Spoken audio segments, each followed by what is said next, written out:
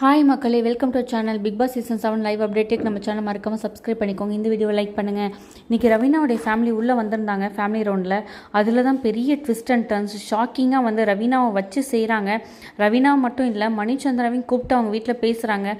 அதாவது எங்கே போனால் நாங்கள் பார்த்துப்போம், பார்த்துக்கிறதுக்கு நீ யார், உனக்கு யார் ரைட்ஸ் கொடுத்தா அப்படிங்கிற கேள்வியும் கேட்குறாங்க. அதே மாதிரி அவளை கண்ட்ரோல் பண்ணுறதுக்கு உனக்கு எந்த உரிமையும் இல்லை, நாங்கள் இருக்கோம் அவளை பார்த்துக்கிறதுக்கு, மறைமுகமாக நீ அவள்கிட்டேருந்து விலகிடுங்கிறத ஓப்பனாகவே சொல்கிறாங்க. மணிச்சந்திரன் எவ்வளோ விஷயம் பேச முயற்சி பண்ணாலும் அவ்வளோ ரூடாக கோவமாக பேசி மணிச்சந்திரன் ஹர்ட் பண்ணிடுறாங்க. அதுக்கப்புறம் கொஞ்சம் நேரம் கழித்து மணிச்சந்திரா அவருடைய ஃபேமிலி வராங்க, அண்ணனும் அவங்க அண்ணன் குழந்தையும் வராங்க. ஸோ அவங்கள பார்த்தோன்னா, அந்த குழந்தைய பார்த்தோன்னா அவருக்கு வந்து ரொம்ப எமோஷ்னல் ஆகிடுது. குழந்தைய தனியாக கூப்பிட்டு போய் பெட்ரூமில் உட்காந்து விளையாடிட்டு இருப்பார். அப்போ மணிச்சந்திரா கதறி அழுவ ஆரம்பிச்சதால் அவர் கண்ட்ரோலே பண்ண முடியல அழுகையே.